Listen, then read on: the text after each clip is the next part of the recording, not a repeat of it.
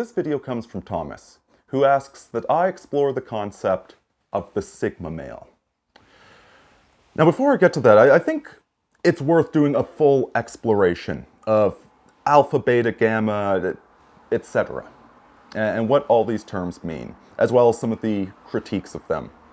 Now, Uncle Bob, UncleBob.blogspot, if I remember correctly, has an excellent point, which is, now it's partly informed by the fact that he's a lot older than most guys.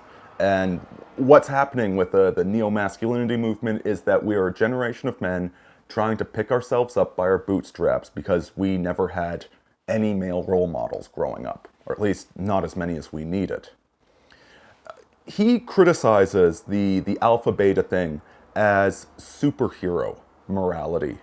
That this is what the good alpha male would do, and this is what the lowly beta would do. Where the alpha guy is the one that gets all the women, that gets the money, the success, and the cars, and the beta is this pathetic simp that's always sucking up to women. He's the eternal loser. He's the bad guy in our comic book story. And the problem with comic books is that they're fundamentally unrealistic. They're aimed at children. There is no Superman, there is no Batman. And that's a good point as far as that goes. But, like I said, we are a generation of men that did not have masculine influences. So, it's important to keep in mind that this heuristic of alpha, beta, etc., it's an artificial projection onto society. It's not reality. But it can be a good way to correct your own behavior, since we've all been subject to so much feminist indoctrination. So the basic version, I already described that, where there's alpha is the guy that gets the money and the women and the cars. He's assertive, self-confident, badass. And the beta is the supplicating, suck-up, loser, white knight, etc. And then at the very base you get the gammas, and they're not even in the competition.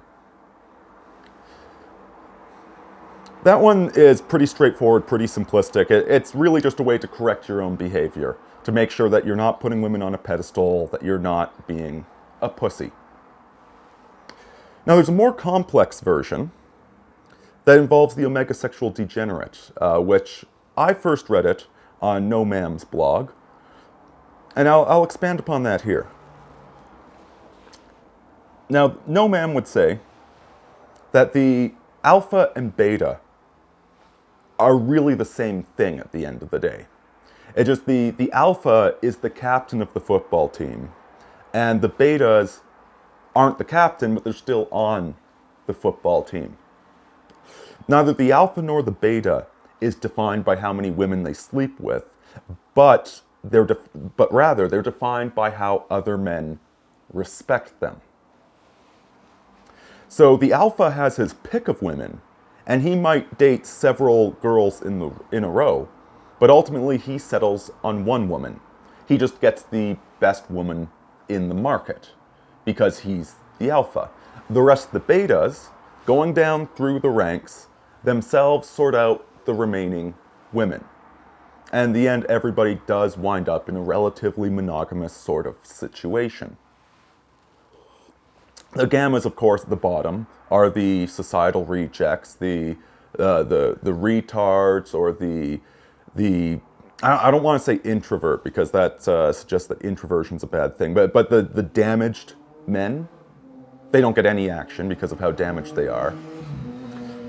But he adds another interesting spin, the omega sexual degenerate.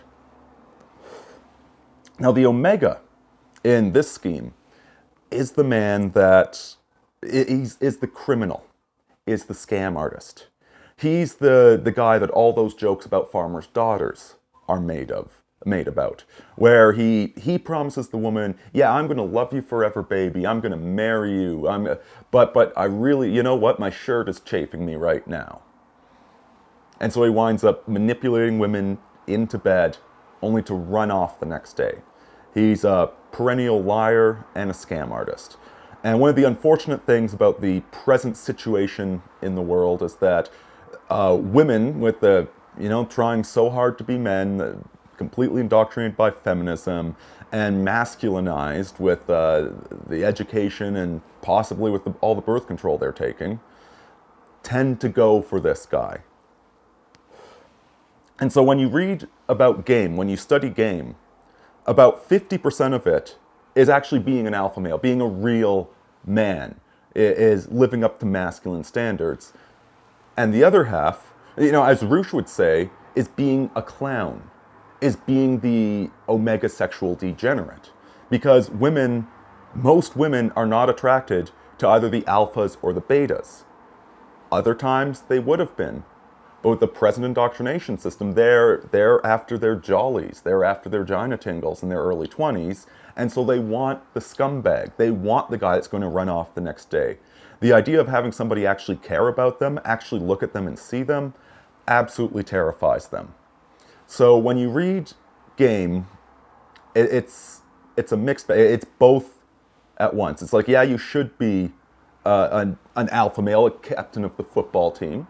That's a noble, worthy goal for all men to pursue. But you also need to be a clown if you're going to pick up these girls. Now, the Gamma. The Gamma is one that Vox Day has been, recently he's been exploring this topic in a series of posts over at, I believe it's Alpha Blogspot. I'll put a link down below to it.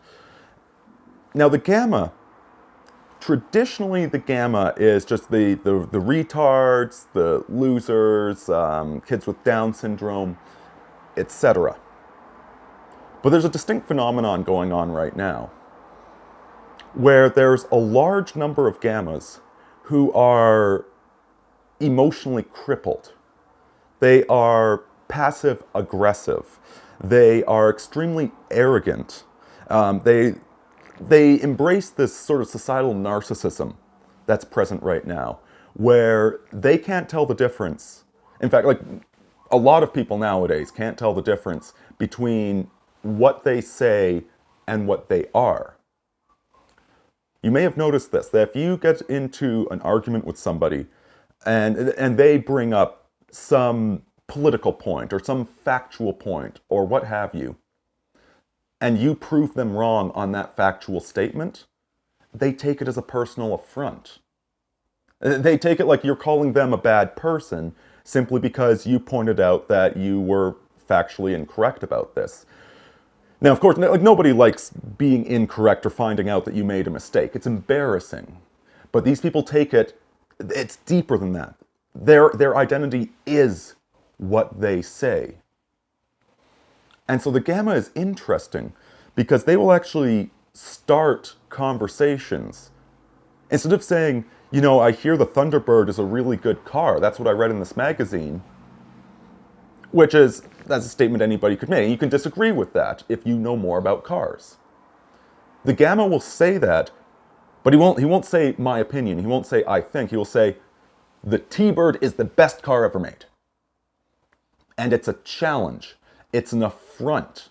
He's challenging you to disagree with him. And if you start to win an argument with the Gamma male, they will start redirecting.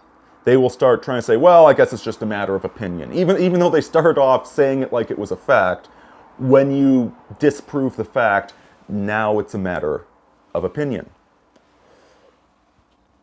These are the sort of men that we have involved the social justice warrior side. These extremely emotive, juvenile, loudmouth, opinionated, but it's not even opinions because they state it like it's facts. These sort of destructive men that have absolutely no ability with women whatsoever, and yet loudly proclaim how successful they are with women. It's really an odd phenomenon.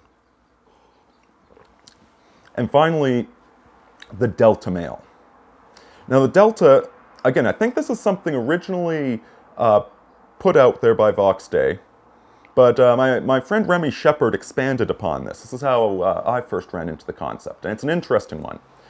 In particular, he used the example of the Avengers movie because the dynamics in that film perfectly nail all of this down. So you've got Captain America in that film is the super alpha, and right below him, you've got Iron Man. So at first, Iron Man and Captain America get into some conflict until they get the pecking order established, where yes, Captain America is more alpha than Iron Man, even though Iron Man is still very alpha. And the Delta male tends to get along quite well with alpha males. And the Delta male in that film is Bruce Banner. The Delta male is a man who's generally very intelligent, very successful with women, very in control, very able to maintain their own frame, and yet they don't really participate in social organizations at all. They're the sort of guy that will show up at a party with a hot blonde on his arm, but won't make waves. He won't compete with other men for women. Like the alphas, the alphas, betas, they all line themselves up into a hierarchy. The Delta tends to reject hierarchy. He's not interested in associating with, he gets along well with people. He's not the Gamma that's constantly trying to fight with everybody, but he just doesn't seem to be interested in it. He's more of a lone wolf. He has his success with women, but it tends to be more of an individual endeavor. He doesn't compete with the alphas.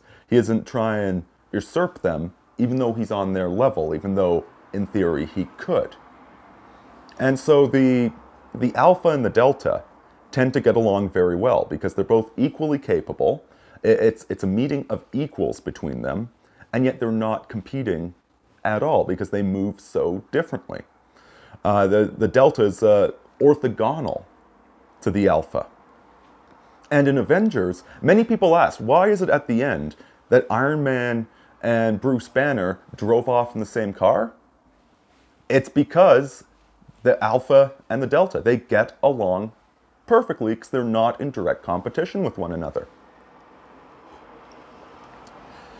Now that said,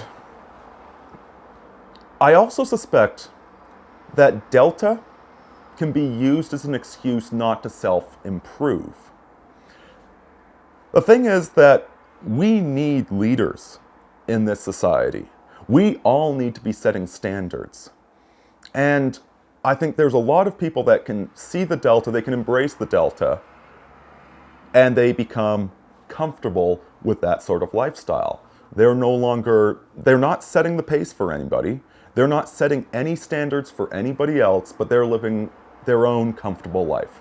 If they want to get laid, they will get laid. They don't make huge ripples at work. They aren't famous or assertive, or they're not the center of attention. They're just kind of doing their own thing and going along to get along.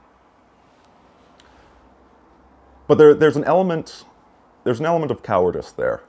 There's an element of not being your best that's present there.